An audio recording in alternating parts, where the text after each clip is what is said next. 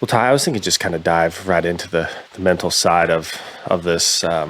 I find it so fascinating because it's something I've struggled with is the mental game, um, and it's just my mind and understanding how my mind works. So for you, when does this curiosity arise about mental toughness, mental training, competitive mindset? So I grew up roping, and so that's what I love doing. And I read my first performance psychology book when I was in high school, and it was called The Inner Game of Tennis. And a lot of that's kind of the granddaddy of performance psychology. And I don't know why I read it. I think that because there's a stigma of the mental game, and everything, and that sports psychology was, um, I don't know, something I was kind of interested in. Just sciences and psychology in general was something that was interesting to me. But so I read that book, and then it kind of enlightened me that you can train your mind. And that was where it started. And so I was in high school, and it kind of started off by saying, have you noticed that the most talented people don't always win? And sometimes the more talented people with a better skill set don't win, or don't win in high pressure situations. And it's like, yeah, raise my hand. Like Right. I have totally bombed out when I shouldn't have. And that's what got my attention. And so that's what started it. And then the more I learned about it, the more interested I got in it. And I just continued to follow that path. I never thought I would, start coaching or doing anything like that. I just learned, I wanted to know for me, because roping was what I was doing. I wanted to make the finals. I wanted to follow that same route that most people want to do. Right. And so it just started as something for me to get a competitive edge in. Right. So, Inner Game of Tennis, actually, that was the first book I read. Second one would be I'm drawing a blank. But anyways, it was really profound when they talk about subconscious and conscious mind working.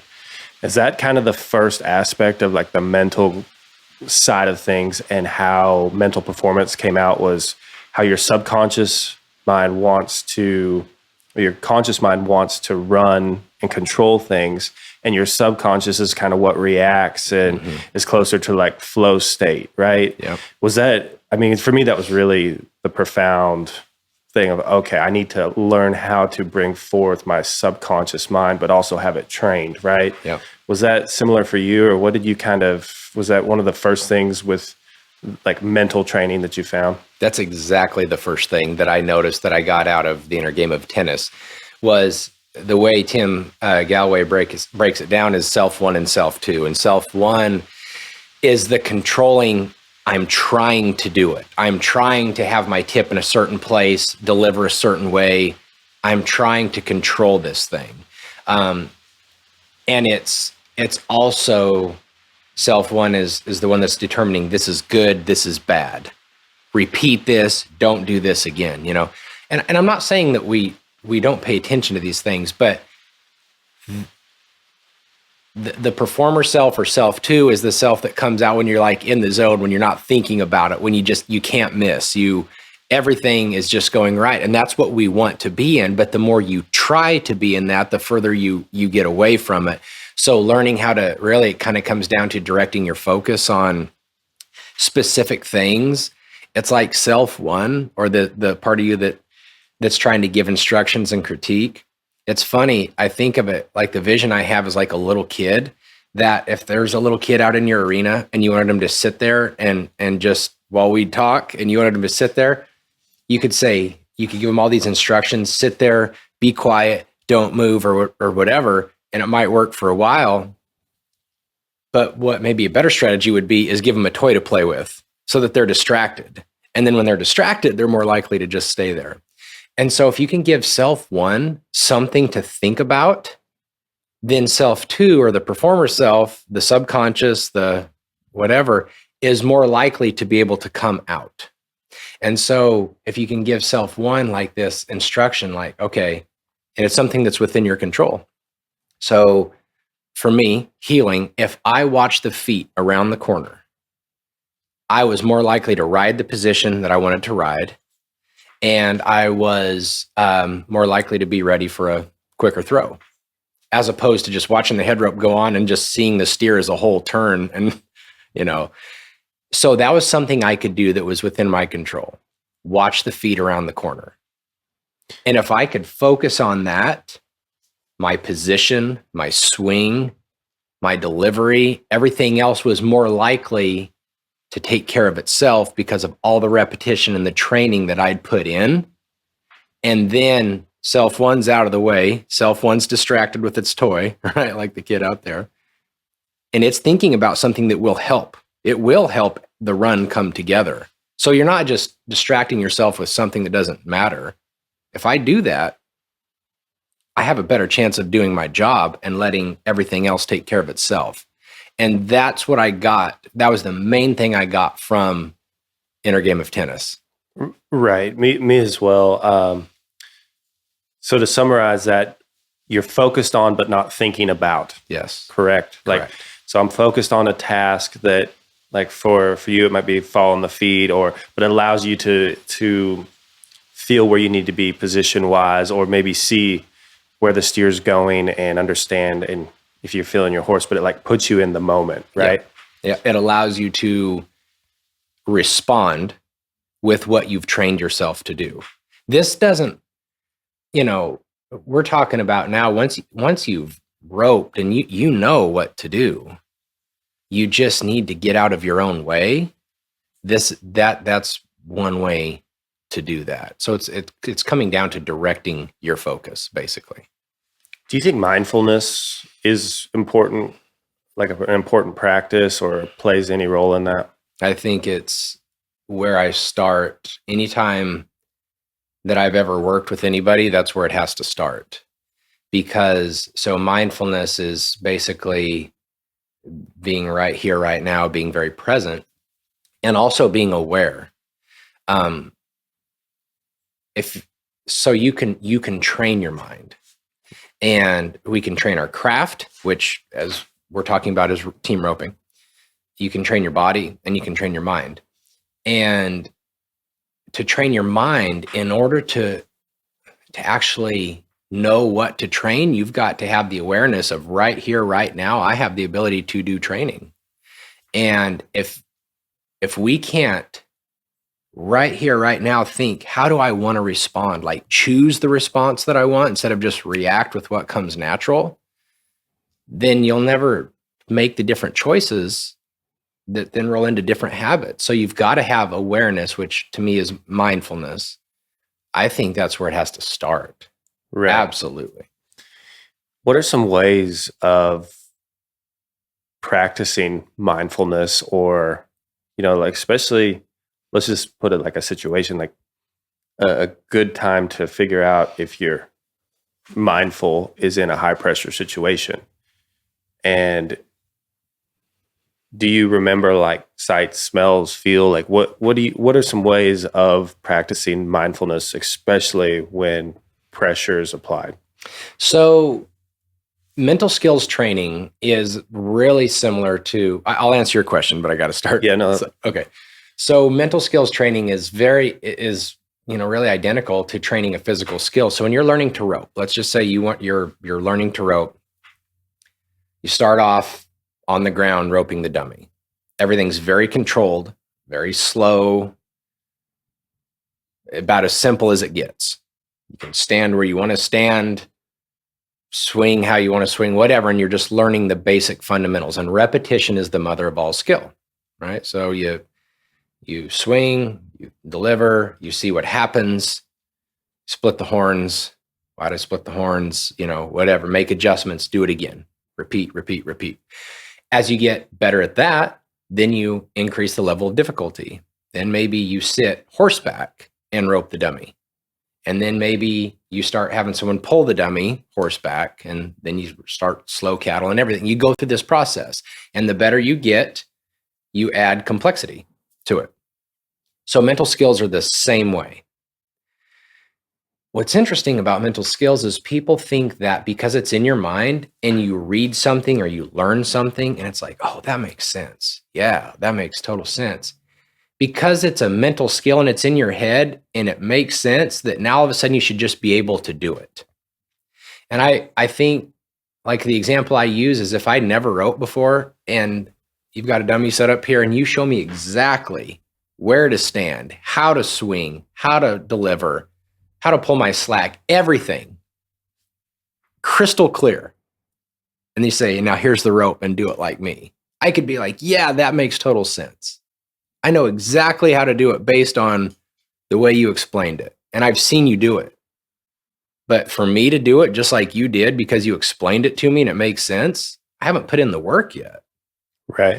So mental skills are very much the same way, but people get a little bit discouraged because they'll read a book or something and it sounds great. Yeah, just be in the moment. Don't be so concerned about what everybody thinks. That's a big one, right? We don't want to fail. We don't want to look stupid. We don't want to be judged. Yeah, just who cares what anybody thinks? Well, come on, without that, training yourself and going through situations where you did fall flat on your face and you found out you didn't die and your family still loves you and the sun still comes up the next morning and everything. It's hard to become proficient without the experience. So with that said, how do you start this? You start with, you start with understanding that you're the one responsible for training your mind. First and foremost, no one's going to do it for you. We've got to do it. Second, that starts with being very deliberate about choosing the responses that we want to have.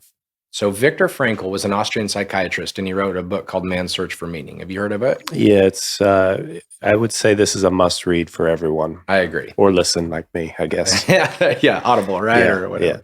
Same here. So that was for those of you that haven't read it or aren't familiar with it, he was an Austrian psychiatrist that was put in multiple Nazi concentration camps over the course of 3 years, I think, maybe, and lived. And because he had the background that he saw what was going on through a different lens than people who, didn't have that. I think he even said this in the book, like he could tell you when someone give up and they died within 3 days. Exactly. Like as soon as they give up, he said it was almost within 3 days, and it was his friends, it was people that he was with every single day, and it was almost. It's really interesting to see like the psychology of that. Once again, amazing book. Yeah, you're right. And what he was referring to was when he saw that people gave up their purpose, they didn't have purpose anymore. That's when they died. That or their death was imminent. They had no more reason to live. And so one of the contributions in him living through this and then looking back at his experience was, you can find meaning. Man's Search for Meaning, the name of the book. You can find meaning in any circumstances. And that was huge. But the reason I bring that up is because he said, he's got a quote, between stimulus and response, there is a space. And in that space is your power to choose your response. And in your response lies your growth and your freedom. So to go back and dissect that, between stimulus and response, between what happens and how you respond, there is a space. Now, to the untrained person, that space is that fast, right? Something happens and we react.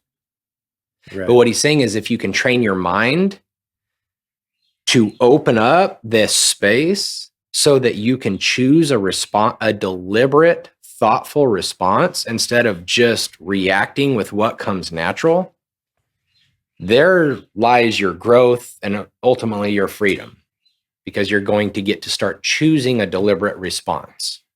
Yeah, you control how you respond to everything. Exactly. And you control your path in life, essentially, right? If you can be aware of that. Yes. So if you can be aware. That's why a little bit ago when you're talking about mindfulness, you got to have awareness. A, you have to accept that that's truth. B, you have to have an awareness now of this space. And then getting to choose how you want to respond. So let's go to the high pressure situation you're talking about. And I did want to say too, and I got off topic, you start training the mental skills, like we talked about starting out on the dummy when you're learning to rope. You got to start simple and slow. And as you get more proficient, then you add stress and pressure and everything else. So you don't just start out in the high pressure situation and be like, what do I need to think about? What do I need to direct my focus on? What, and it's like me watching you teach me how to rope, and I skip all the groundwork and I just get on the horse and back in there and chase a fast steer. Like, not going to work. So we've got to start slow. So anyway, there's that. So now what do we do when we're in that situation? Let's say we've done all the groundwork and everything, and we're in that high pressure situation. We've got to fall back on our training. And man, what is the quote? It might be James Clear and Atomic Habits. Have you read that book or heard of it? I've heard of it. I don't think I've read that. Man, it's really good. You don't rise. Oh, I'm going to butcher it. You don't rise to something. You fall back to your systems that you have in place. Basically saying that whatever you've habitually done under pressure, under stress, that's what you're going to fall back to. You're not going to rise to the occasion, maybe. Yeah, I think Navy SEALs have used that quote a lot too. I think it's or something similar, like you don't rise to the moment of the occasion, you fall back to your training. Okay.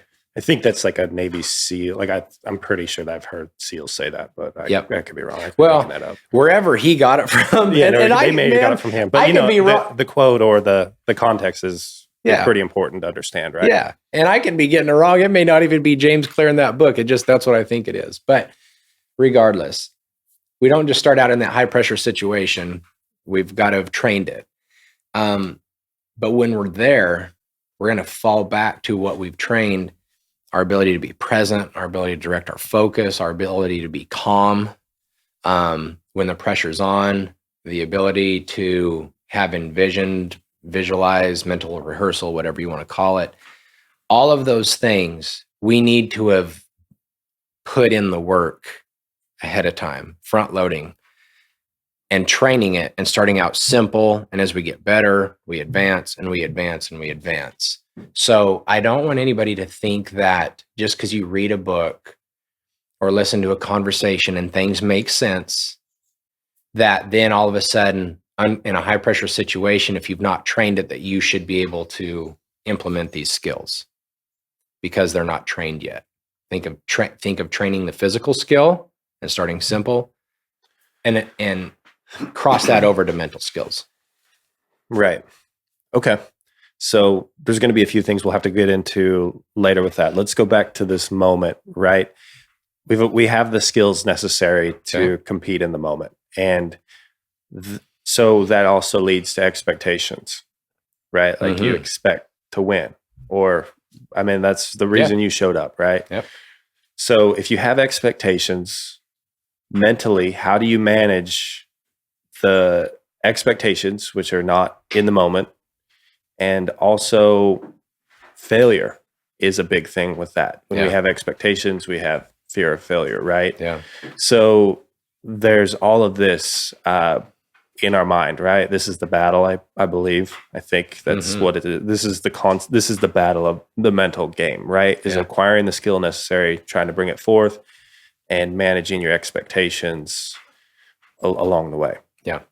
Do you have a point of initiation or some way of getting into the moment? Because it is really hard to be mindful all the time. Like I think this is something, monks strive for, right. People who are enlightened strive for, right? So is there a point of initiation or a way to bring that in to get the mental process started? Yeah. So I agree with you. It is exhausting because it requires energy, the brain. And by the way, I gotta say, I am not a psychologist. I haven't had that training or anything. I have, through my own self-study and gone through some programs and stuff, I help people train mental skills. Okay. So I gotta say, I meant to start off by saying, I don't have the training of being a psychologist or anything. but I have the training of developing mental skills and lifelong application of it. Right. So it is exhausting to be paying attention all the time, because the brain by default is on autopilot often to conserve energy. It takes a lot of energy to constantly be aware of what's happening, how you're responding to it, analyzing it, making changes, choosing the deliberate response all the time. It burns a lot of energy. Right. So I agree. It is absolutely exhausting. With that said, however, I feel that if someone's going to be effective at being mentally tough, I feel like it kind of has to be a lifestyle. I don't think you get to just be mentally tough in the arena and then not with your family, or because really you're training yourself how to handle and diffuse stress. So, when you're feeling the pressure of being high call at the BFI, that's your brain's going in. That pressure is the fight or flight response that is just hardwired in your brain. And it's the same thing of not wanting to look stupid being on a podcast and say the wrong thing, or to start a business and have it fail, or to get on a horse that I got on a 2-year-old yesterday that's a little squirrely, and not be afraid to get on. So I think mental toughness, I don't, and maybe I misunderstood your question, but I don't think you get to turn it on in a certain area or during a certain time. It's kind of just who you train yourself to be, and it becomes a lifestyle. Interesting. It's exhausting. Is something unique that you said with that, right? Because it means you constantly got to be aware of this. And I think of humility has to be a big thing, right? Yeah. So if you're going to be mentally tough, there has to be humility alongside it, correct? Absolutely. So you need to be able to understand how I might not be strong at something. I need to train this, and that's where humility comes in. Yes. Then you need to be confident enough that you have the skill, like you don't break yourself down too much, right? Yes. And that's where this belief system has to be almost in balance, right? Yes. Of confidence and humility. So I guess let's my question is, and we got to go back to all this. Right, my question was more like, how do you lock it in that moment? Like, what are ways, and it can be any moment, but like when challenges arise, and it can be in competition, it can be, it's going to be every day, obviously, right? If you want to start practicing it and building your mental training, right? So when the challenges arise, how do you start addressing that? Okay. So that's a good question. Or even the task, right? Like, I guess instead of a challenge, I'm looking at like a task, like, hey, this is what I got to do. How do you be aware of doing that to the best of your ability? Yeah. Right? So again, it's going to be trained. You're going to make mistakes. And the humility of dealing with, failure or mistakes is really important. Whether it's you just didn't respond the way you wanted to, or you choked, either way, in this profession. So Stevie runs barrels. In the first year that I did our taxes, that she actually, in 2016, when was the first year we really, we're all in with rodeoing. Looking back, she won a check in 1 out of 3 runs, and she went into the NFR in 6th place, like 20,000 ahead of 15th. So I was curious. I'm like, wow. So she lost twice as often as she won, and she was 6th in the world. And 15th, who knows what their ratio was, but it was 1 out of 4, 1 out of 5, maybe, I don't know. and they were good enough to make it to the finals, which is everybody's goal. So if you lose at least twice as often as you win, maybe even more than that, how do we handle failure? Because it just comes with the territory. So the humility to deal with failure, or when you make a mistake, is super, super important here. So to kind of go back and answer your question, you've got a decision to make. You're challenged with a task. You have the awareness, you buy into, I'm going to choose my response. I'm going to be deliberate about how I want to respond. And ahead of time, what I feel like doing is being nervous, uptight, anxious, whatever. But how I want to respond is to be confident, to be present, to be calm. So all those things are kind of different skills to train, by the way. But let's just say you've been working on them and that's how you want to do it. You have to be really good at directing your focus. Because like the natural state of our mind is, Michael Gervais is a sports psychologist that I follow and really like. And he said the natural state of the mind is like a drunk monkey. And that makes a lot of sense to me. It is sloppy, it is wild, it is loud, and it's very undisciplined, is the natural state of the mind. So we don't have to have our mind completely disciplined all the time, but there are times when you need to tell that monkey, sit down and shut up for just a little bit, just for 10 minutes, then you can be wild and swing around if you want. And that is a skill, directing focus and being aware are the two things that I feel are really, really important, because everything else hinges off of your ability to do those things. When you catch your mind thinking about what could go wrong, or thinking about looking stupid, or the last time you're in this situation, you fell flat on your face or whatever. Nope. Bring it back to the task at hand. Watch the feet. Going back to me. I'm here right now. I'm sitting in the box, or I'm getting ready. Watch the feet. Man, the steer, really checked off last time. And what if he sets up this time? Just ride my position, watch the feet. But what happened, you got to catch this steer to qualify for the finals. It's Stephenville, Texas, last rodeo of the year. Got to be 4 or 5 or faster to qualify. Watch the feet. You know what I mean? Yeah, you have your task, your process, and what you focus on. And that's understanding your mind's going to be going pretty fast. And the higher the stress, the faster your mind's going to go, the more you're going to overthink it. I think that's just natural tendency, right? Yeah. So knowing that, okay, that's what I'm doing. I need to lock it in. I need a point of initiation. I need to find what it is for me that I do. And then that starts at the beginning. What is our point of initiation when we learn how to rope the dummy? Mm-hmm. And you're constantly building that.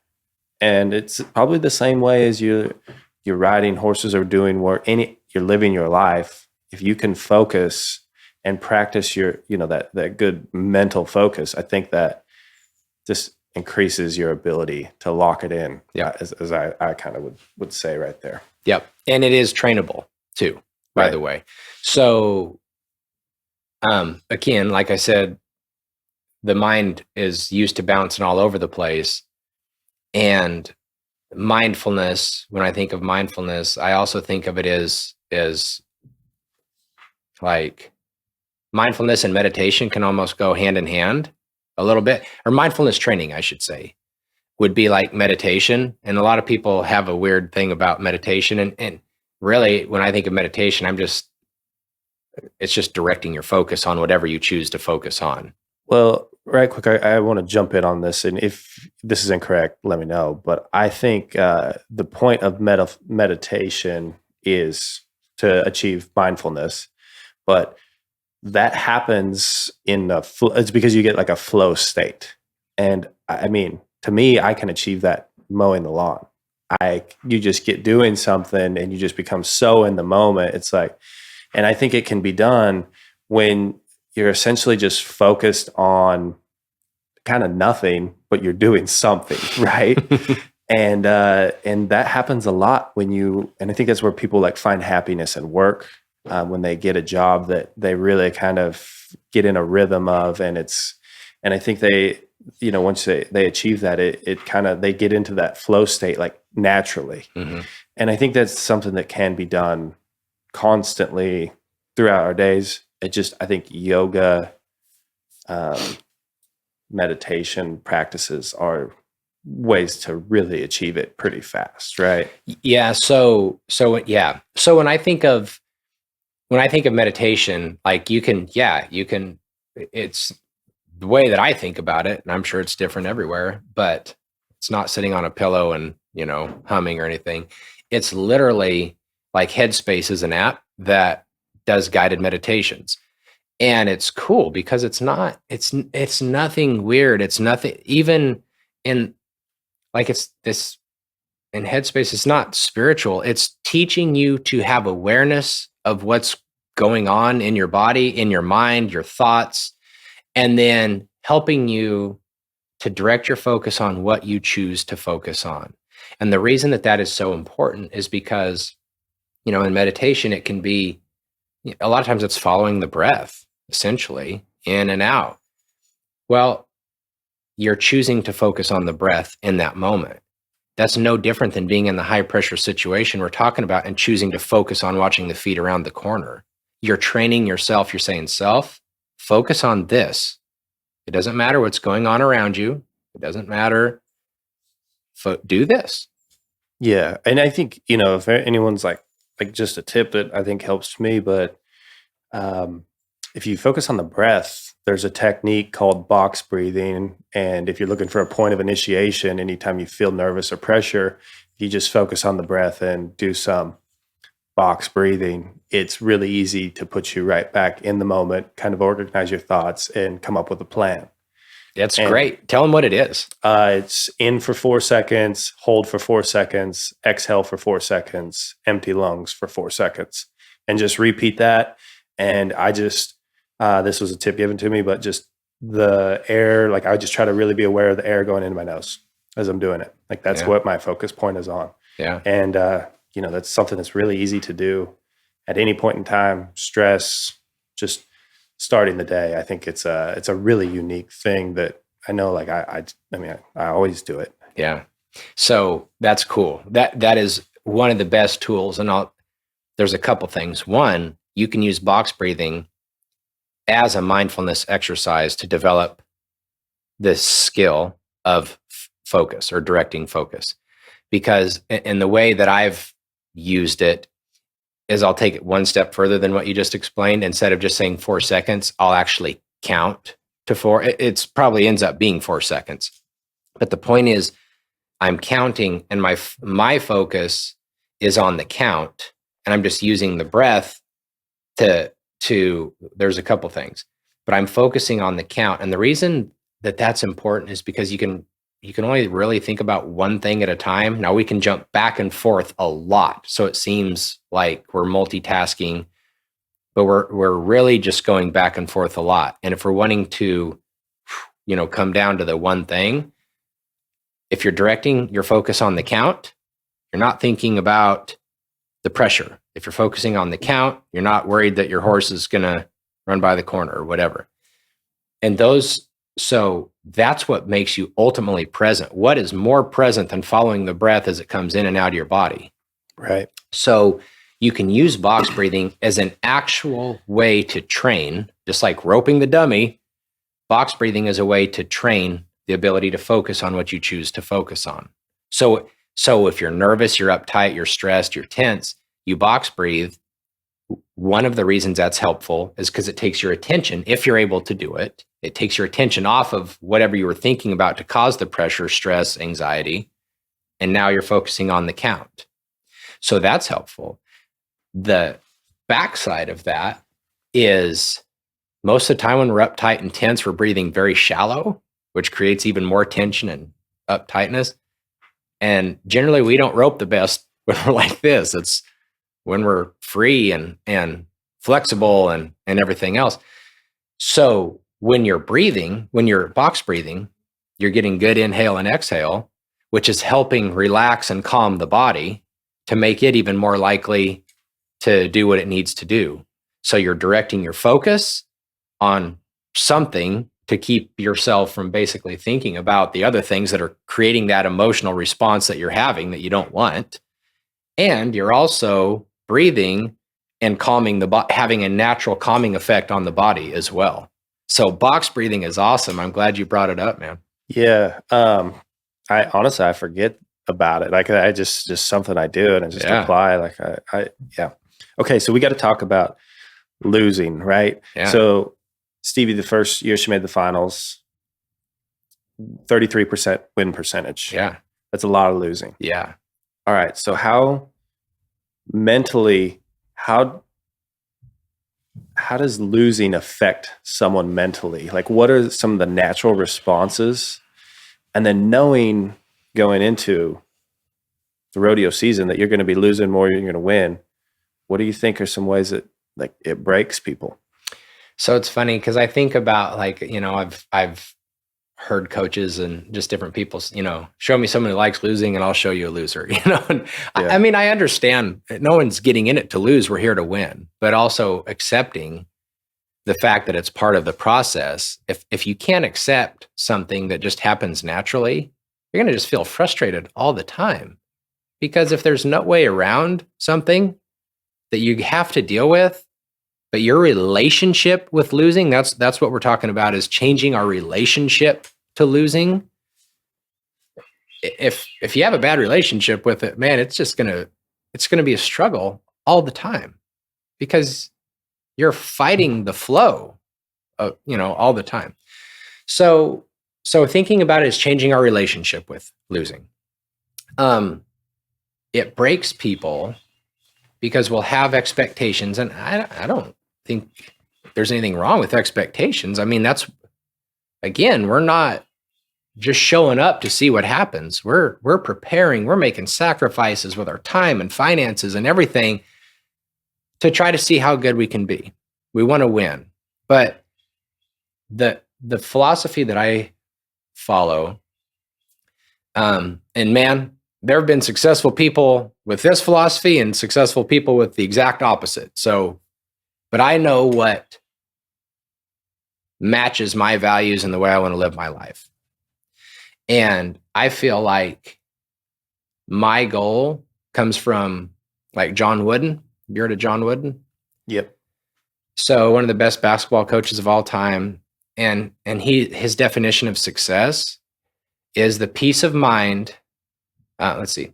Success is peace of mind and self-satisfaction in knowing that you made the effort to do the best of which you're capable.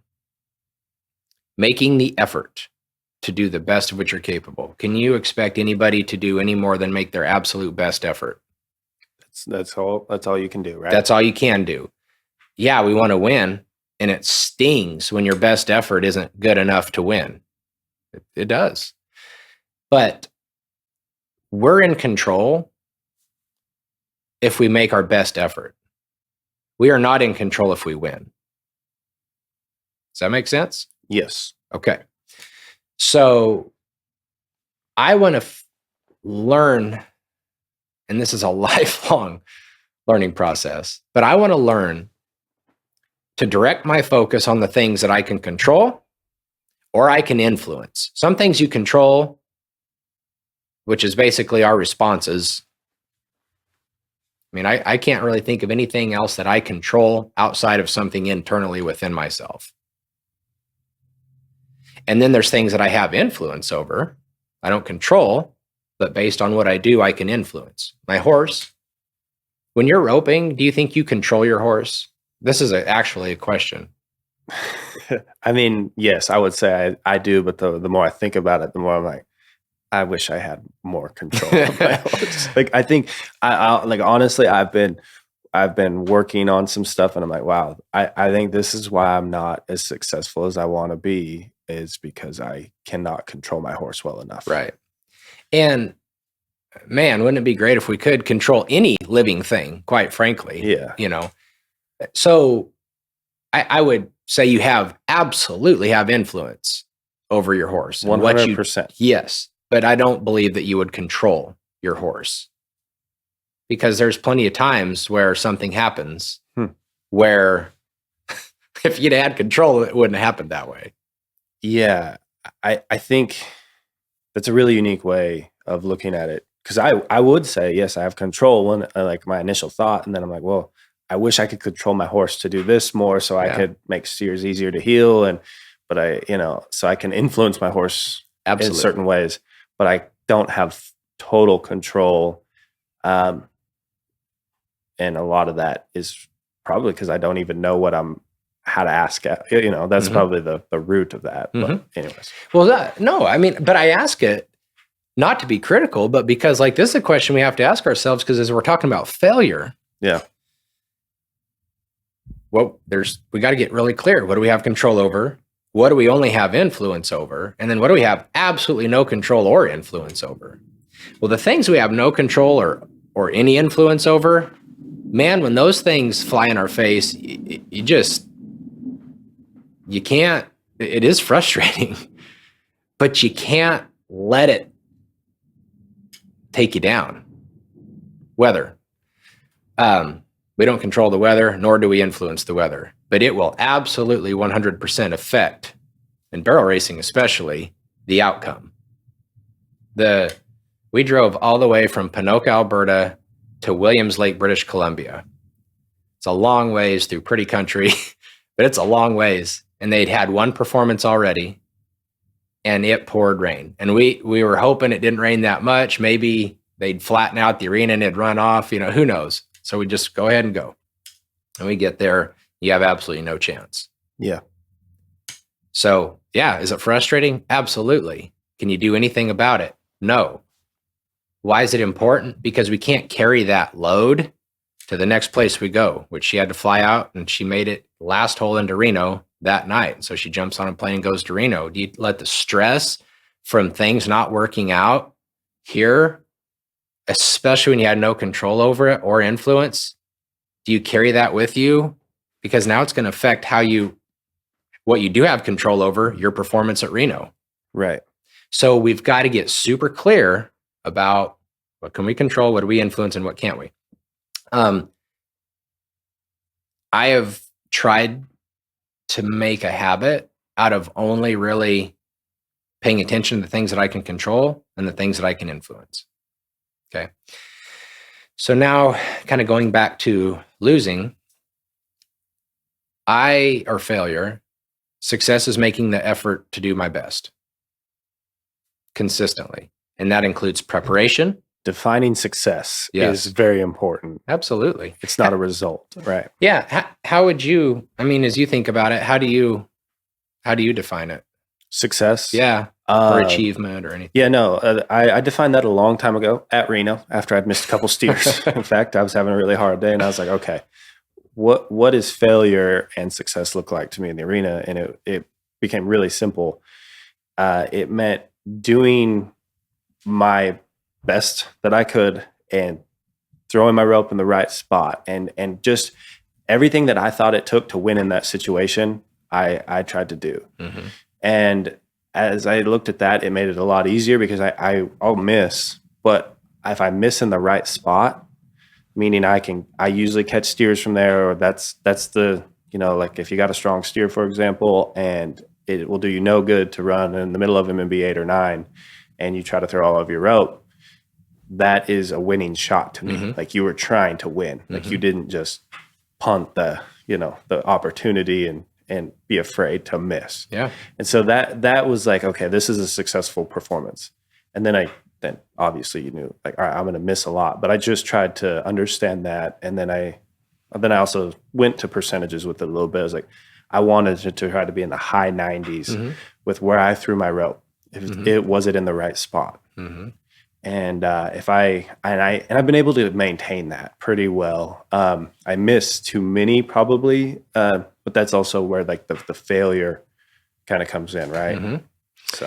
So that's good, man. Like that's good. But I think it starts there. We've got to define success. And then also, so then what is failure? Well, this is the big thing, right? Because failure, I mean, it's probably the most important thing that we can have, because I think you get more out of failing than you do out of winning. Is that correct? It is for me, and I would say most people, because you analyze things a lot harder because failure stings. Don't want to do it again. So I would agree. So yeah, so then to me, I'm along those same lines. Failure is there anything that I had control or influence over that I dropped the ball on? And I kind of redefine that honestly as feedback more than failure, because quick, would you say feedback is like the process? Yeah, I was where I was going with this. Okay. So I kind of view this process of kind of going back to the inner game of tennis. I'm not trying to define things as good or bad, as much as I'm just getting feedback. And so here's an example. I'm going to go back to my example, following the feet around the corner. That's what I need to do right here in this run. And the run happens, got kind of a funny start. I got out kind of late. I got distracted. I was trying to ride to my spot, and I did not follow the feet around the corner. Still roped in by 2 feet, but I did not follow the feet around the corner. That was my whole goal with this run, is if I can follow the feet around the corner, I have the best likelihood of succeeding, of winning. Can I jump in right quick? Absolutely. So I think when this happens, like a bad start, something changes, that run feels really fast to you, and there's probably black spots in that run that you don't remember that well, right? Yeah, absolutely. So the focus point is what helps slow the run down. Yes. Okay. So I feel like it does. Yes, I 100%. Like there'll be times where I'll heel steers and I'll be like, I don't know. It's like and it happens early in a roping. Yeah. And I know if it feels like this again, I'm not going to make it through the roping. Yeah. I know that I have to slow the run down at some point, or else I won't survive. Yep. I agree completely. Okay. I just wanted to make sure like that's I think this is a lot of people probably feel this. I know that I experience it quite a lot. Like this is what really took me down the rabbit hole of the mental game, was the black spots and not being able to slow it down. Yep. So then going back to my example, this is what I was setting out to do, is I will say, yes, I'm here to win without a doubt. But my best, so I go through all the preparation. I've done everything that I can do, but it's first round. And I tell myself, based on what's been going on, if I follow the feet around the corner, that's what I'm here to do. It doesn't matter if I paid a $2,000 man entry fee or nothing. It doesn't matter if there's one person in the stands or not. My job on this steer is to follow the feet around the corner. Why is that important? Because if I've determined ahead of time that that's the best thing I can do to get out of my own way, to ride good position, to allow all my preparation to come out, like I was talking about self 1 and self 2, if that's the one thing that I know that I can do that increases my probability the most to just respond with my training and to whatever happens, get the steer caught, then that's what I'm there to do. And to me, then I'll look back after that run and be like, did I do it or not? And it's not just, if you did it, yeah, good job, do it again. It's feedback. The run, I had a clear vision what I wanted to do. I took action. I made the run. After the end of the run, I look back and be like, what happened? I'm getting feedback. I got a late start. I was just trying to get to my spot. Things were happening way too fast.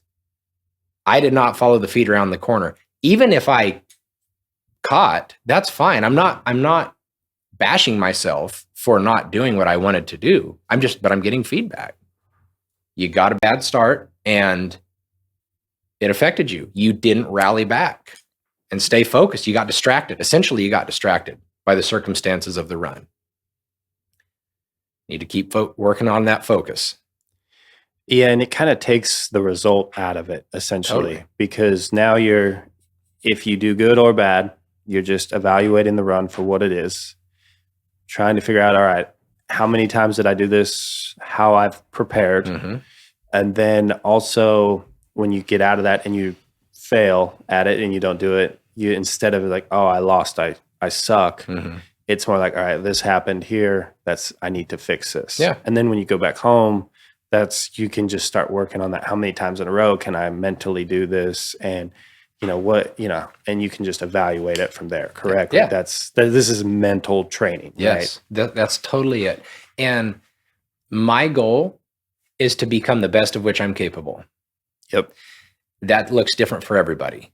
Some people have more resources, more hand-eye coordination, more years of training, whatever it is. But my goal is to become the best of which I'm capable, which makes this a lifelong journey. It's not about the roping today. It's about achieving the best of which I'm capable. So if that's my focus, that's a long-term view, then it takes that takes the pressure out of the short term today. But B, and so then, generally for most people, the less pressure they feel, the more likely they are to be calm, relaxed, and let their training come out instead of be tight and constricted and try not to lose. But because I subscribe to that belief, now today's just about feedback. I show up with my game plan. Each run, I get feedback. I analyze it. I can make changes that day, or maybe changes in the preparation, or maybe it's positive reinforcement. What you've been doing, way to go, man. Like, this is improved, and keep going. And that's just one steer at a time, one steer at a time, one steer at a time, until you get to the end of the day. Your job doesn't change, whether it's a first steer of the day or it's a high call steer of the day. Your job, and I'll just keep coming back to my thing of what my job today at this roping is to watch the feet around the corner, whether it's the first steer or the last steer. And if I do that, my likelihood of winning, coming out on top at the end of the day, has the highest probability. Does that make sense? This is really simple. Like, it's simplified everything down to me. I 100% agree with this, and it makes a lot of sense. I want to take you to this now. When we fail to the point of we no longer have confidence or believe in ourselves, how do you, what happens there? Because I think this is something like we're talking earlier, failure's important, and you can kind of get that feedback. But I think what I see a lot is people break. Rodeoing's the easiest example to use, because July 24th, people start breaking. Yeah. And a lot of it, let's kind of like this, just like my expectations are really high level out of myself. And if I'm not performing at that point, my confidence goes, am I good enough? All of these things start to arise. So when that happens and you're seeing someone start to break, like, what are some of the signs of you see them breaking? And then do you think that's possible to still stay in the process at that, or kind of take me through that, I guess. Oh man. Yeah. That's hard. Right. And that is why I think. Hold on. Why is it hard though? Because you're fighting against what comes natural. What's coming natural is when things aren't going your way and the way that you thought they should, and you're not meeting your expectations. Like your core beliefs, right? Yeah. It's challenging your core beliefs. Totally. Okay. And now, because things are not going the way that I thought, what comes naturally is to want, once again, it's the fight or flight response, to get out of here. Change. You don't want to keep beating your head on a rock. No. And it's painful, and it's uncomfortable, and it's embarrassing or hurtful, or what, you name it. And by nature, we want to get out. Our brains were designed to survive, not accomplish our goals. So when you think about this, we'll come back. Oh, go Okay, ahead. well, this is unique because if you run into that situation where it is to that point and it kind of almost breaks you or it doesn't, I think you said it right there. Our brains are like, we want to survive. Mhm. We don't want it to ever happen again. Yeah. So doesn't that make you build the mental toughness to either A, figure it out, or B, do something different and then never be in that bad of a situation again, right? Yeah. That's what we would hope to happen. Okay. But yeah. So when you think about our brains, man, or I'm sorry, our society, prior to, so we're in 2023, prior to, let's say 1900, maybe even since then, I don't know. Success wasn't about money, self-actualization, accomplishing goals. Success was not dying. It was more survival. It was based. survival. Yeah. So just within when you think about all of humankind, just within the last, let's just say 120 years, success is now being measured differently about resources and everything else. But prior to that, it was just not dying. So the brain, when you think about it, we're kind of that same way of just naturally, we just don't want to die. We want to survive. Well, I mean, yeah, I guess like a couple hundred years ago, killing a bull elk was probably feel like winning the world, or Yeah. like it's probably Yeah. the same amount of dopamine, right? Yeah, You know what I totally. mean? Like, hey, we're gonna survive. Yeah. Like we've got enough meat to make it, right? Yes. Okay. So now that so looking at it through this lens, why is mental toughness and performing in high pressure situations and stuff like that so hard? It's because the brain is saying, this is hard. And people's perception of you could change. Your perception of yourself and what you're capable of could change. You could get really down on yourself. The people in your tribe could kick you out because you're not performing. Like going back to the historical brain here, okay? So it's like, get out of this situation. And that we are fighting when we're trying to train these mental skills of focus and confidence and all this stuff. We are going against the grain of what's coming natural. Think about training a horse. When you're training not roping horse, when you're training a 2-year-old, what are you fighting against? Well, hopefully you're not fighting, but what are you trying to get the horse to learn?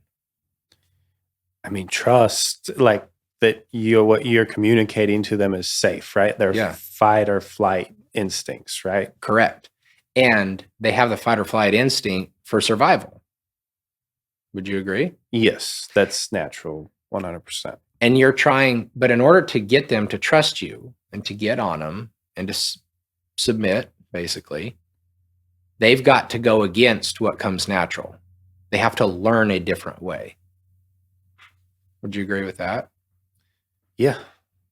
So we're walking them through this process of going against their natural inclination to learn a different way, so that then they can go on and fulfill the purpose that we have for them. So this is very much the same way in when relating it back to us and failure and pressure to perform in high pressure situations and stuff. The natural instinct is to want to get out of here. This is scary. This is not good. This is threatening your survival. It's not physically threatening your survival. Now, if they lined you up in front of a firing squad for missing a steer, now it's a little different.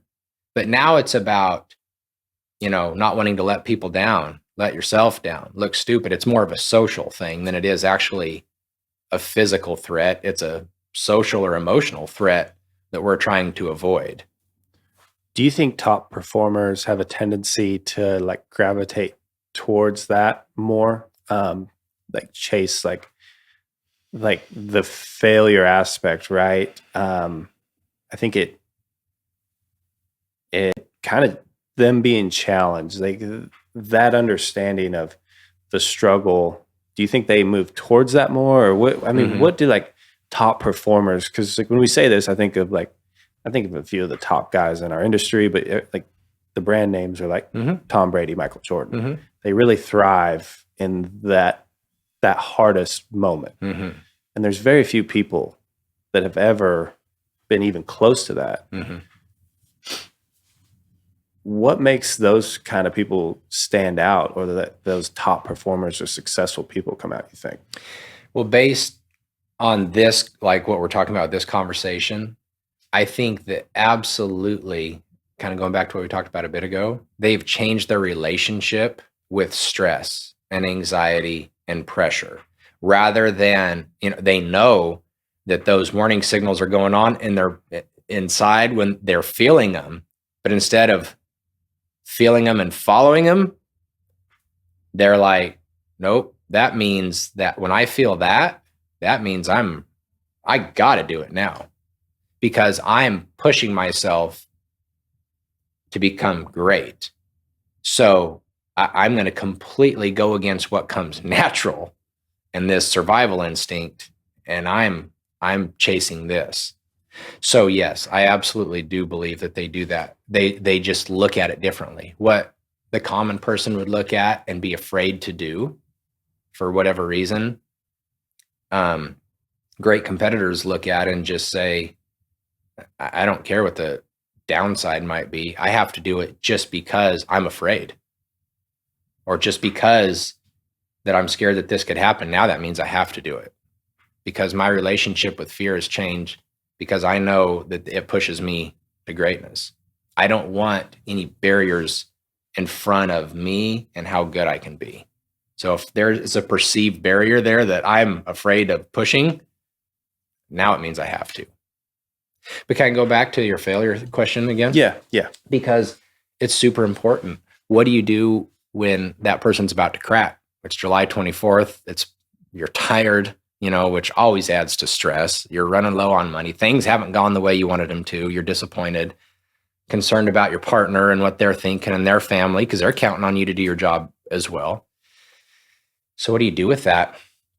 So there's a lot of things. It's tough to just give someone advice in that moment if they haven't been doing the work that we've been talking about, leading up to that and developing those skills. But the one thing that I think is super helpful is going back to looking at it from the perspective, like we were just talking about. Get really clear at what your job is and what is going to make you successful in that run. Winning is a byproduct of following your process. So get super clear at what your process is. Be disciplined enough to stick with it, but kind of also be willing to hold your plan loosely and be adaptable and flexible, because that's where we can really get into trouble, is we stick with something that worked in the past and maybe we need to adapt to a different strategy. But get back in that process and get really clear about what success is, and try to just do the things that are within your control or you have the ability to influence, like we were talking a little bit about earlier, and just get in that box. And the things that you can't control and everything else, you've got to learn to when they come into your frame of focus, to push them out and get back on this and get back to just doing your job, whatever that is, and then let the results take care of themselves. And it may or may not turn around, but that is super important. And then confidence comes from that. We were talking about confidence a minute ago. Confidence is, I feel like, synonymous with trust. When you say, I'm confident that I can blank, what you're saying is, I trust myself to do blank. Would you agree with that? Absolutely. And I think that's where this fear kind of comes into play, right? Because how do you have confidence if you haven't done it? So when you're testing yourself and you're stretching and you're trying to become a better competitor, Well, this is the line is like, how do you believe that you can do something before you've done it? Yeah. Man, that's a good one. Well, when I think back on my life, there's, a lot of times where I've done something for the first time. And because of the way that I look at that, a lot of times too, I've been really nervous about doing things. And because I kind of had the philosophy we talked about of just doing the best of which I'm capable and knowing that I'm going to get feedback, really the only way I can fail is just not even try. I mean, that's really failure. Other than that, it's just feedback. I want to go to this right quick. Okay. When we start to lose faith, I think that on the other side of this is, we have this idea that we can do something, and it's our core belief, like, hey, this was my destiny, kind of. I feel like that's like there's a higher power, right? Like a God thing. Yeah. That, hey, God wants us to be the best that we can and meet our full potential. So it's our duty to find our full potential and then get to that. Correct? Like that's a big thing. Yeah. So we got to have faith. But then there are the times where the faith is challenged. And that might mean your personal journey. So as your faith is being challenged through your feedback, we'll go because I like this. I like the idea of calling this feedback at this point. It's not really losing, it's feedback. So how do you start identifying like, hey, maybe this isn't what I was supposed to end up doing. This was just part of my journey. What do you think about that? Because some people would call that like, that's getting close to quitting. That's getting close to giving yourself, like it feels to me, you're like, I'm giving myself a way out. But also I'm like, well, I don't know. How do you recommend like that? Oh man. I mean, this is diving into my mind pretty deeply right here, I would say. Okay. That is absolutely a great question. And I'm just going to start off by saying I don't have the answer. Right. But I can share with you what I've learned to help us both through this. Well, it's I think I'm asking like, what's the purpose of life and the meaning of life? So you know what I mean? Yeah. But through our experiences, when our faith is really challenged, like what are some ways of handling this, right? Yeah. Oh man. So that is so good with what you're saying. And it's not simple. There's a lot of work that has to be done kind of behind the scenes of being really intentional about trying to learn the things that we value and just who we are and what's important to us and what we think we're trying to do and the kind of person we want to be. There's a lot of work that has to be done to answer that question that you're talking about. There's a lot of work that has to be done there. And so that's where that's going to have to start. As far as getting the feedback and determining whether this is something a person should be doing or not, it's like, are these roadblocks being placed in front of me to build my perseverance? Am I just not meant to do this?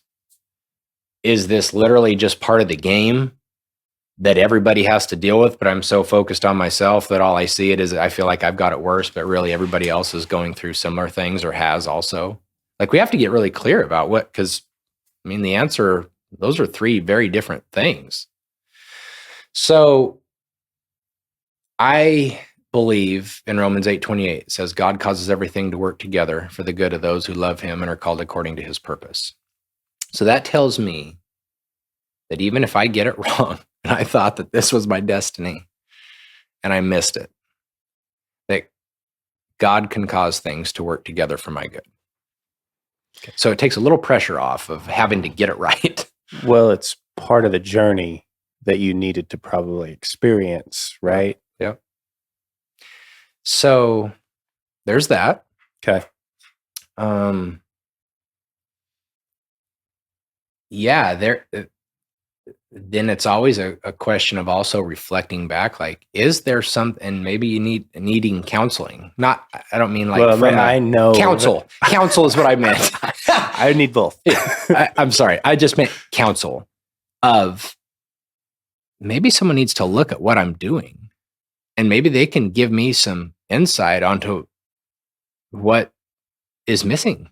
Well, having close friends or peers that can give you solid feedback is a great way to know, hey, I'm doing it the right way, or there are some things that I could improve on. Like that, I think that there's a lot of beauty in of a friend or a peer that will tell you the truth. Yeah, absolutely. And along with that same line is a mentor or mentors. Yeah. Do you have people in your life that are in that close circle where you can share things that you give, and this is really important, that you give permission to speak into your life? Because everybody's got opinions. You're not looking for opinions, or neither am I. But do you have somebody in your life or a few people in your life that you give permission to speak sometimes even the hard truth to you? Yeah. And I've noticed that the older I get, the more I have to ask. Yeah. Because I find that, well, if I would have been listening earlier, I would have got a lot further, a lot faster. So there's there's times where they're probably telling me and I wasn't listening. And the older I get, the more I'm like, yeah, hey, I need some feedback. So I have a process that I go through with business decisions, and it's really helped me out. Cool. Life decisions. Like I kind of have different people for different walks, but it really helps me out. But I've had to understand who I am as a person and my tendencies and my strengths and my weaknesses, and try to, make sure that I'm not driving it off a cliff, or we're going in the right way. Like, does this make sense? Yeah. Outside of like my own mind. Yeah. That's really good. And it's cool you hit on different people. If a person hits a jackpot, if they can find the person that can help them in relationships and business and, everything. But a lot of times, maybe you just find someone who can really help you in one area. Maybe Well, I got to jump in. I think so. You hit the jackpot, but you got to be really careful, because I've had a few people that I've really looked up to, and they would tell me something or give me advice, and I wouldn't see them that often. They'd be really successful people, and then I would see them a year or two later, and they wouldn't even remember telling me these things. And I'm holding I'm holding on to it like it's the gospel. Yeah. You know what I mean? Like I'm living my life by this. Yeah. And so I learned okay, well, I gotta be careful, like what I listen. And then it also taught me that I have to be able to challenge that person if I don't agree with it. Yeah. And I have to challenge it in a way where I'm like, okay, what are the intentions? Do they really believe this? And if they do, then I'm like, and it makes sense to me, then I apply it. When you said that about being really careful, it's so funny. I think about Talladega Nights. Have you seen that? Yeah. If you ain't first, you're last. He tells Ricky Bobby that in the school, and then lives his whole life by it. I live my whole life by that. What are you talking about? That day at school, you said if you ain't first, you're last. Oh, hell, Bobby, I was high when I said that. Yeah. So that's it's something, and I think that's where like quotes can be taken out of context. Absolutely. And there's just so many things that. So I really like the idea. Well, I have a tendency to overthink things. Obviously, we're going down a rabbit hole today, which I told you we were going to do. I was ready for a rabbit hole, but that's kind of, I think it's really important to understand hey, when our faith is being questioned, right? When our fear, our confidence, understanding like how the mind wants to work, and then to be able to address it, right? It's kind of what we've been hitting on so much. Yeah, absolutely. All right, so I wanted to. I have got a few more questions. I know we've been going, but I'm gonna. You good with this? I'm great, man. Yep. So when we talked about this faith, like, what is a rodeo athlete's job in your mind? You mean as far as like, what is a rodeo athlete's duty? Okay. Like, because it all works together, right? The sport works together. Yep. There's so much that goes into one athlete being able to compete. And we've proven that it's pretty hard for just one person to make it go, right? Yeah. So in general, like what is the rodeo athlete's job and task to make it, better or help it grow or wherever it's going? I don't know where it's going. Yeah. I would say, and I'm going to have to just kind of be talking through this because it's a great question. First and foremost, we have to be very aware of what's good for the group may not be great for me personally. So I don't know, do we call that humility? Enough humility to say that I need to be concerned about the welfare of the rodeo committees, the other contestants, the sport in general, the audience, even when it's in conflict of what I think is right or it hurts me personally, if it's better for the whole. Right. I would say it's going to have to start there. Looking at things as a whole. Yeah. There's plenty of times when rodeos do stuff that is really inconvenient for the contestants. I mean, San Antonio the other day, there was some complaints from high level people, and Sure. I gotta agree with them. And at the same time, like, there's a lot of little things like that happen all the time. Oh yeah, right? We all do, man. As you know, we deal with them all over the place, and so when we're challenged with situations like that or anywhere else that we just deal with, just always remembering, and just I guess I have this belief that everybody is generally, and I mean, this isn't rodeo, this is just everything. Everybody is trying to do the best they can. Sometimes they get it and sometimes they miss it, Right. But going back to answer your question, as a whole, I just feel like, we've got to be able to do that. And I think that's just good for life in general. B, I think as a rodeo athlete, it's good to realize that, not to try to be somebody that you're not, but also understand that people are sometimes looking up to you that you don't even know. And if you knew that they were actually paying attention to you or emulating you or trying to make the same decisions that you're making, you might have a little better filter through which your words and actions pass through. I think that's important. I think that, and this goes with anything, I think that contributing, how can you contribute? Whether it's contributing, once again, to committees, to fans, to whatever, I feel like contribution creates sustainability. It's not one or two or three people's job to contribute and carry the whole industry. I think we all have a responsibility. I think, like, if people would pick up their own trash, then fairground, like producing ropens. Your family used to produce ropens, right? Yeah, still do. Yeah.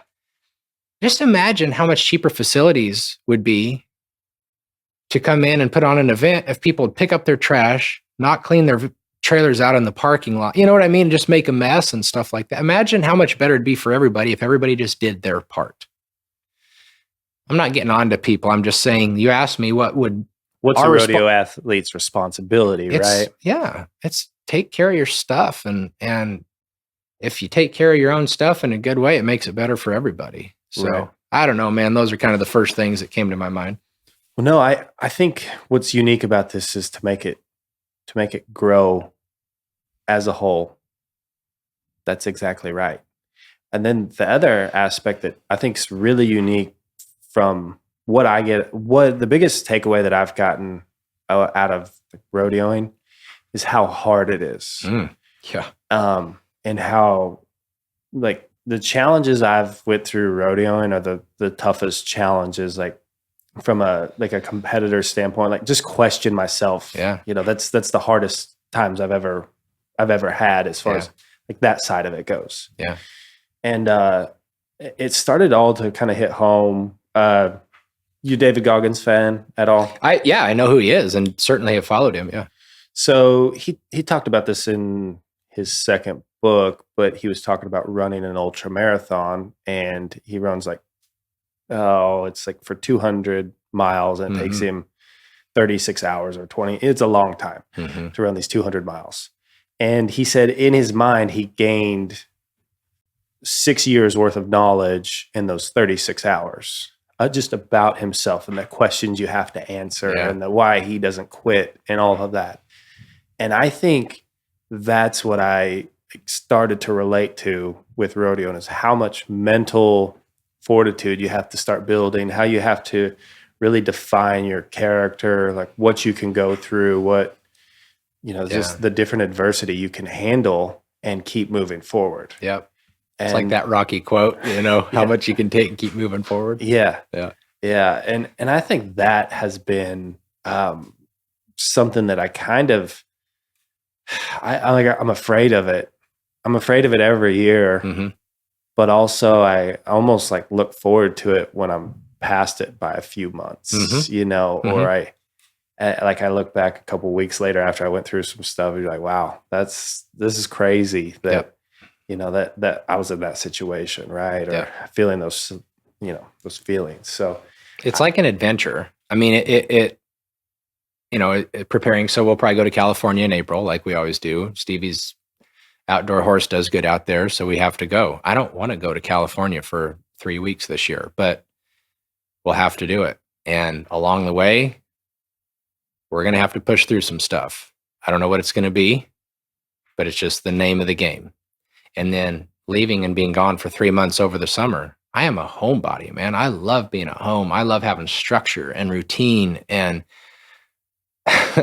you get none of that rodeoing, and it's extremely uncomfortable for me. I've gotten more comfortable. We've done it for 7 years now, and I've gotten, the whole cliche term of getting comfortable being uncomfortable. I've done that, but it's still uncomfortable. Yeah. And so it goes back to, once again, changing the relationship with stress, with discomfort. What I want to do is be at home and train horses and do the predictable thing. But what we have to do, and what we need to do, and what I need to do, is to explore the edge of my comfort zone. And by constantly, like if this is my comfort zone, by constantly flirting with that boundary, not going way out here, that's dangerous. You know what I mean? But just constantly flirting, hoping to expand it. And I can look back and say that it has expanded. Like you, man, you look back and then you're grateful for whatever it was, good, bad, whatever. I want to continue to push the outer edge of my capacity. Once again, remember I said my goal is to become the best of which I'm capable. So if that means my capacity is that or that, I don't know. But I got to flirt with that edge of comfort to expand it. Was there a moment with like you and Stevie where that happened and you pushed through, and it was like kind of a make or break, and it was like a bit like looking back at it, it's more like an aha moment, like, hey, this was a big breakthrough and we almost didn't push through? Yeah, a lot, actually. Yeah, I can think of several, but the biggest and most obvious one is choosing to rodeo in the first place. So it was my dream. I went to college at Stephenville and got a business degree. And the more that I roped, and after college, I just kind of was a little more disenchanted with roping for a living. And a lot of because of what I mentioned, I like the structure and routine and stuff like that. And so I kind of chose to go a different path. And so then worked and did different things. Stevie then had a dream to run barrels and to go to the NFR.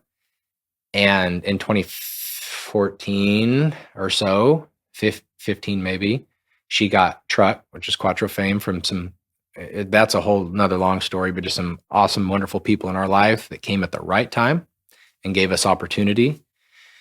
And we had to make a decision. Are we going to do this? Like, are we going to try to go for it? And what that looked like through a lot of prayer was, I'm going to quit my job. I was working in the marketing department at the National Cutting Horse Association. And Stevie was training outside horses, and she's an x-ray tech too, and was working PRN at a hospital. And I was going to quit and start coaching. And Stevie was going to send her horses home and not quit because she could still be PRN, but we're going for it. I would never advise anybody to do that, by the way. Two people quit their jobs to rodeo. I mean, come on. But I said we prayerfully considered it because we were led to do this. I know that. Did you know it? I mean, it's obvious now. Yeah. But in the moment, yeah, I felt like it was because, so when I'm faced with these decisions, I go with where I feel peace. And a lot of times peace does not mean it is the easiest. It might be peace.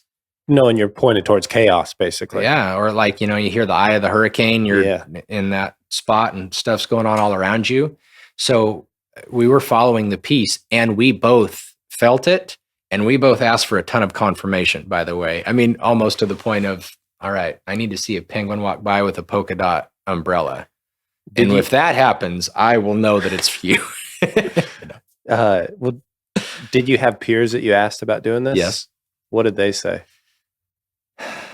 Follow the peace, and we'll pray for you that you. We'll pray for you. And I think they really meant it. It wasn't the cop out of good luck, man. Yeah. I think we had a lot of people really do praying for us for wisdom. Did you have any people say no? Like, this is a bad idea? I had people with reservations, but I think that they're mature enough spiritually that they know that I can't tell you what to do. I don't know what God's plan for your life is. So who am I to tell you? No, I can tell you what I'm concerned about, but you follow where you feel led. Which is vital because if they raise these questions like, hey, this could go wrong. This could go wrong. This is probably going to happen. This is where it's going to lead. Yeah. And you can say, hey, yeah, I know, I'm comfortable. Because it's not good to have those things happen and not know. Like, you kind of got to be prepared for a lot of things, right? You do.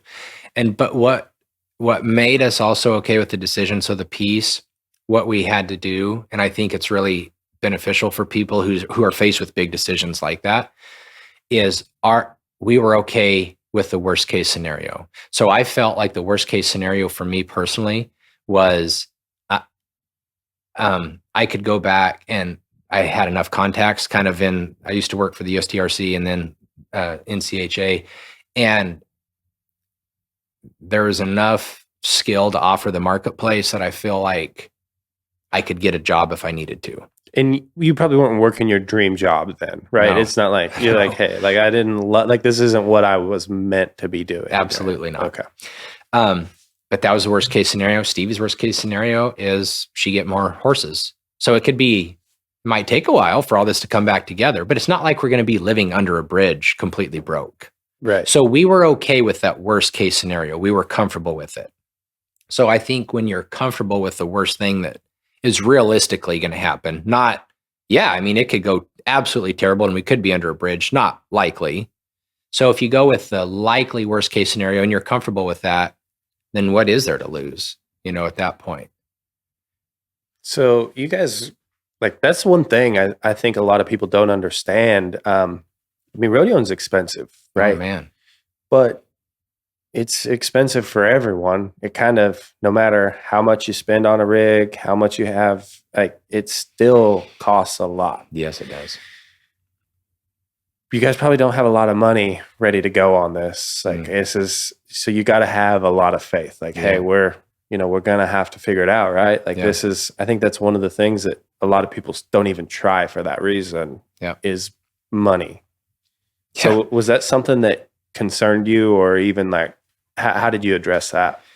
It was probably my biggest concern. Right. And so the people that we ended up buying truck from them, they owner financed us, gave us a great deal, and were also completely in our corner. And it was honestly their idea. They said, you should, because we were voicing our concerns to them. And at this time, Truck had won some money at barrel races and stuff, but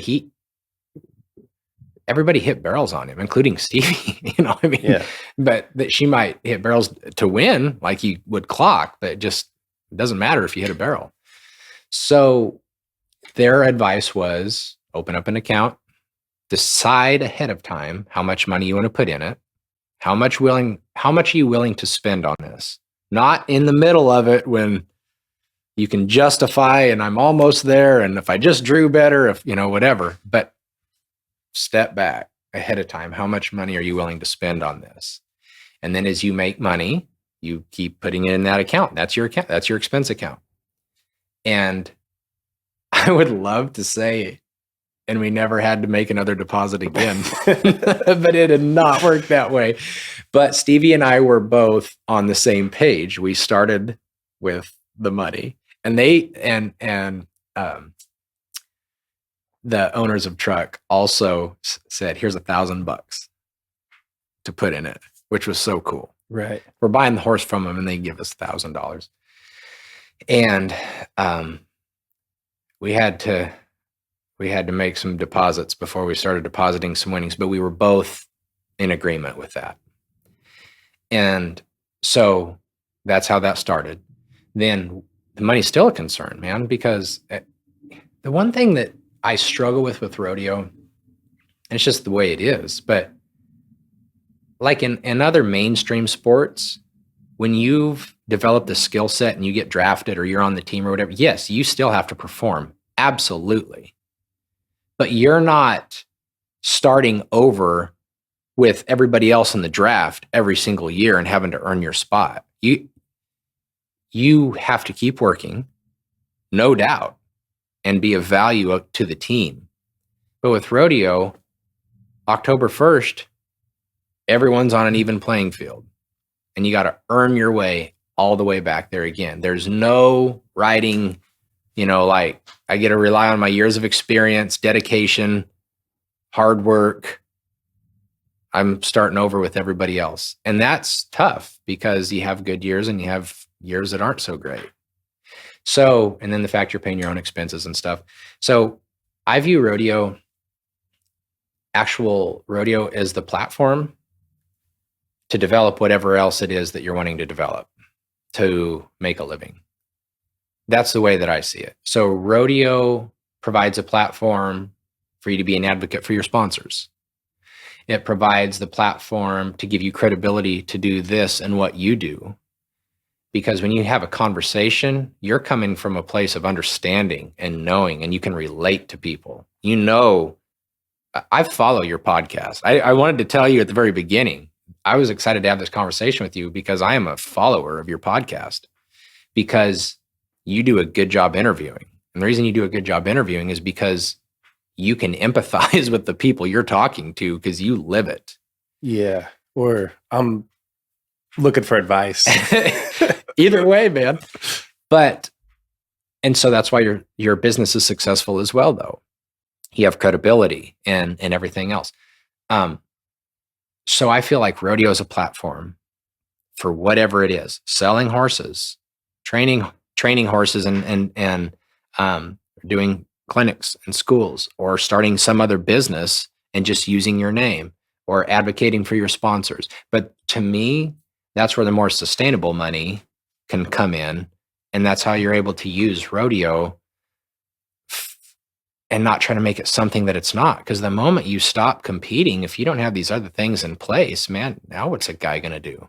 Yeah, you need to leverage other opportunities, or just constantly be learning and how to apply these skills, because it's kind of like the school of hard knocks is what it really is. Mm-hmm. No, I want to 100% agree. That's my biggest challenge with this. I'm like, it's fun. There's times where the highs are really high, but there's just not a lot of future in it financially. Not sustainable. That's right. That's what I always come down to, because man, we can have great years, but I'm interested in sustainability. Yeah. And so that's how I look at it. And also trying not to wait until the end and then get everything started, trying to get it going now. Right. In the middle of it. But competing at an elite level, it's also a distraction. Because there's times where you're focused on doing this, or you're out filming it somewhere else or doing, and you're not roping. Right. And we've got to be willing to pay that price. Internally, we got to know, is this worth it? Yeah. And Yeah. it's different for everyone, but Well, no, and I think that's these are the questions you got to ask yourself because you're developing a skill that at some point will not financially pay off. Yeah. And so you've got to put so many hours into this to even be able to compete at a high level. And then at some point those skills are going to diminish and other guys are going to be able to beat you and you're not going to be compensated for that skill the same way, you're going to use it. So Exactly. And it's not a business you can sell, no. Or anything like that. So once you hang up the rope, hopefully, like you said, leveraged some other things. Otherwise it'd be pretty tough.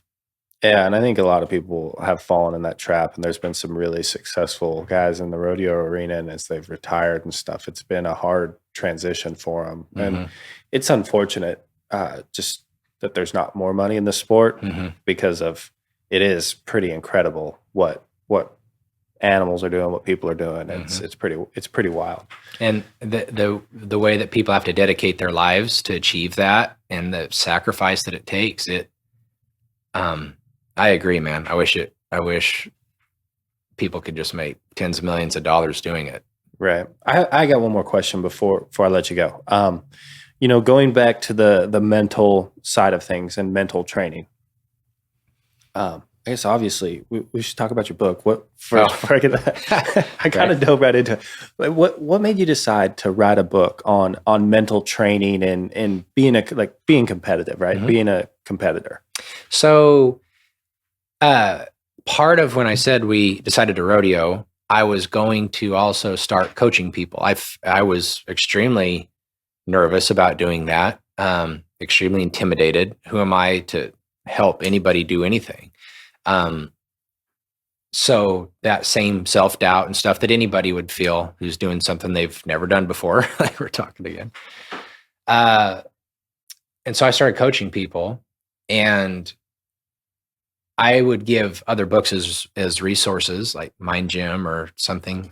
Still do great books, but I also know the importance of like devotions, and reading the Bible is something I still do every day. And I was like, there's really no mental training devotions that I know that I've seen where it's like every day, just small 300 to 500 words, something to get you focused on mental training. And so that's where that idea came from. Well, at the same time, I was writing stuff and putting on Facebook for, to push coaching and draw attention to that's what I was doing. Like content marketing, basically.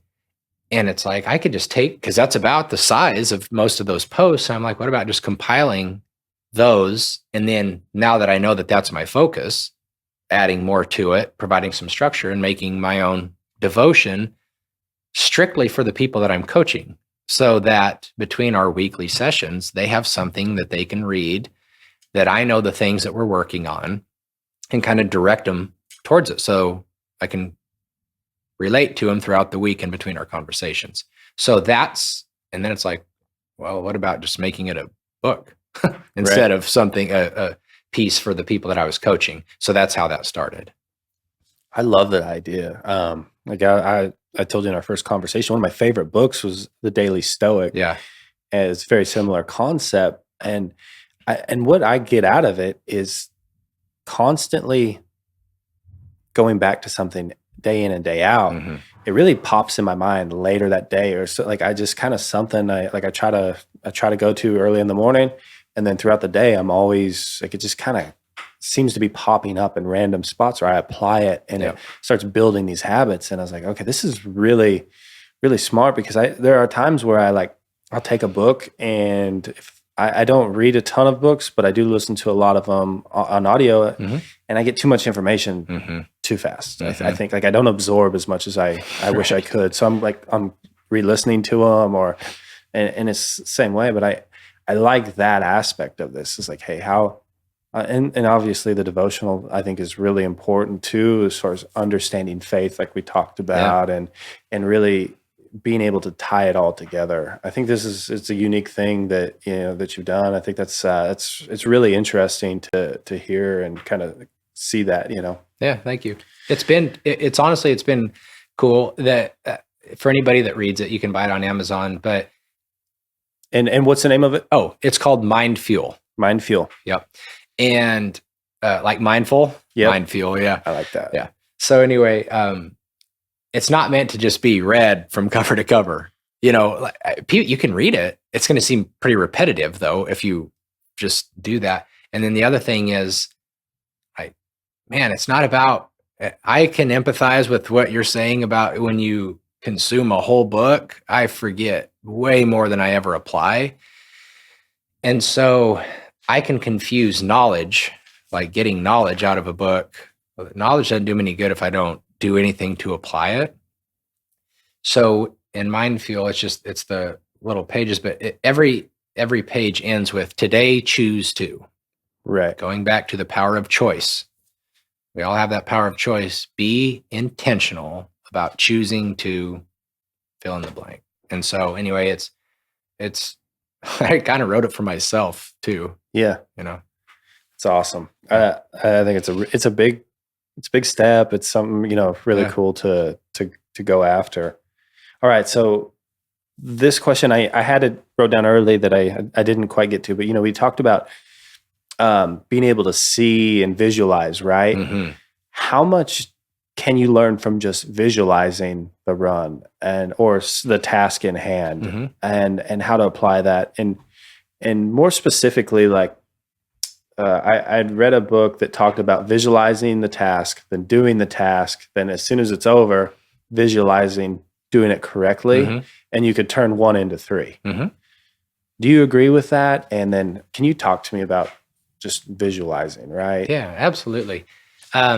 Yeah, I think it is another mental skill that a person can develop and train. What most people will find out is when they sit down to try to do it, we'll see that drunk, sloppy monkey come into effect. It's right? really hard to visualize. I struggle with it. Yeah. And so visualization can also be a mindfulness exercise to train your ability to focus, because what we're saying is we want to focus on envisioning the run. Let's just say, for example, and then it's like, I'm hungry and, oh man, I need to do this later today. Oh, what time is it? So we just find out how distracted we are. But visualization is a great thing. I've heard a different term. I've heard mental rehearsal. I've heard imagery. Of course, visualization is the most common one. I've moved towards mental rehearsal. I like that too. Yeah, because for this reason. Visualization is used, when I hear that, it's only one of your 5 senses: vision, taste, touch, smell, all that. What makes mental rehearsal effective is not just seeing it like you're, sat back watching TV. What makes mental rehearsal effective is immersing yourself in the situation, using all your senses as much as possible. Most importantly, feeling it. So like, think about this, a heading run. You're sitting there. If you're just watching it, it's like you're wearing a GoPro. You're riding in, circling around, back up, nod, see your start, all that.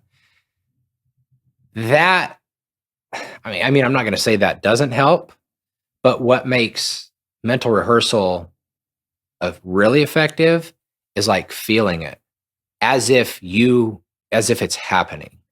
Because it becomes more familiar when you're doing it, right? Yeah. Like that. 'Cause the whole point of rehearsal is like to build a skill. You're basically training your subconscious mind, right? And so I think this is correct. If it's not, just tell me. But your mind doesn't really differentiate the subconscious, like a rehearsal. You're running that, and then you actually doing it. Mm-hmm. It's probably a stronger feeling because of all the senses you get if you're like physically doing it, but probably the closer you can get to it, like you're saying, rehearsing it, the more it like helps develop that skill. So it's like you can basically be training while you're laying in your bed. Yeah, that's exactly right. So there have been so many studies done about people doing, mental rehearsal versus people that only work on the physical thing that they're doing, whether it's golf or shooting hoops, or, I mean, there have been so many different studies, but they all basically come back and with the same result, that imagery, when mixed with working on the physical skill, I called it imagery, mental rehearsal, along with actually working on the physical skill is what creates the most effective change. You're making connection. When you're immersing yourself in that, it is the closest thing to actually doing the task that there is. And yes, apparently the mind is unable to differentiate what you thought about sometimes and what actually happened. I think about, I tell Stevie I said that, and she said, "No, you didn't." Did I just think it, or did I say it? I don't, I don't know. I do that all the time. Yeah. So, but that is, I mean, there's no denying it. It's been proven. So what do we do? What do we do with it? We try again to immerse ourselves as much as possible, feel it. So as you are, let's take visualizing the run.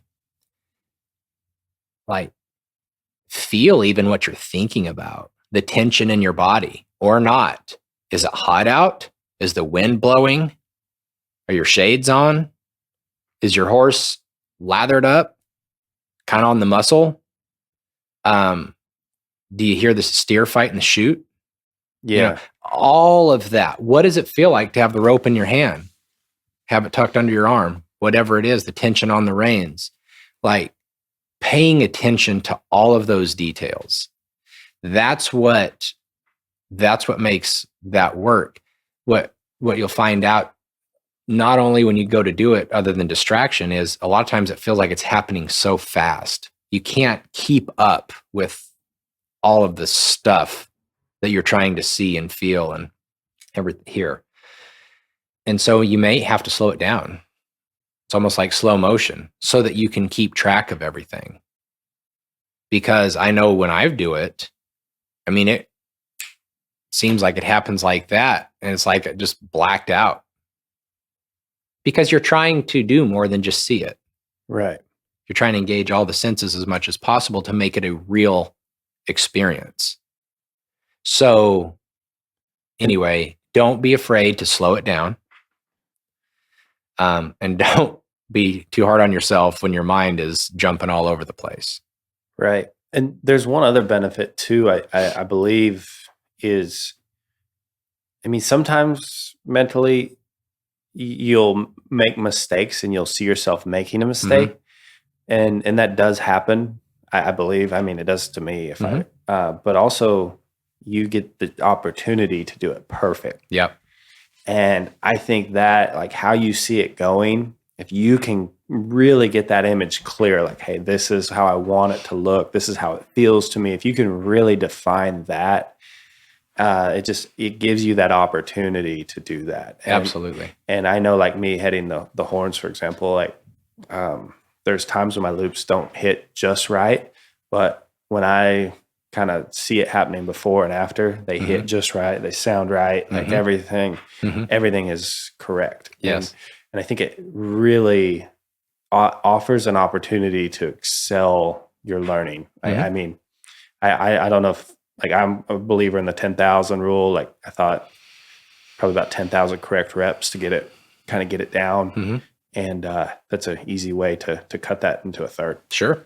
And I wanted to hit on what you said too, getting to do it 3 times. Think about it, it happens, and then reflect back.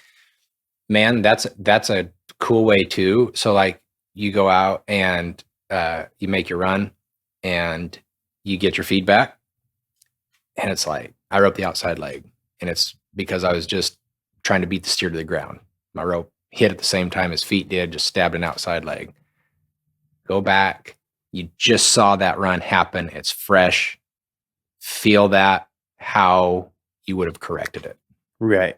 and see and feel and correct the. I want to go back because you were right. Yeah. Yeah. And I think you get the feel from me. That's where I learned the most.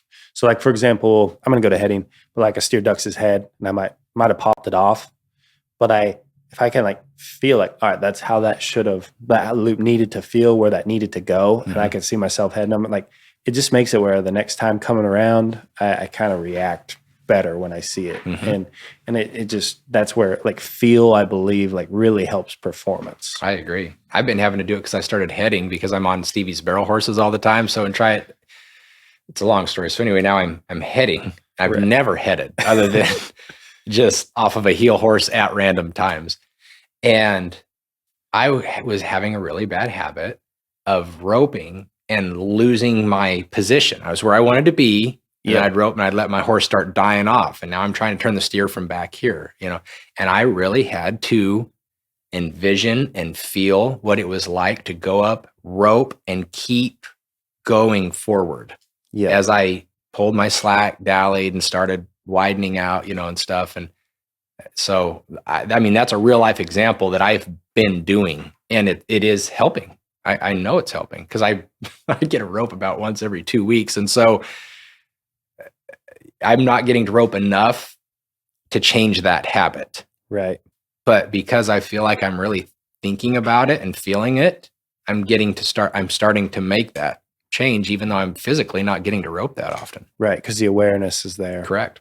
Yeah. I think the same thing. I'll just give you guys one more example. We went and did a video shoot with Ren Richard, and he dove into like handling steers and facing, which I think I'm really weak at.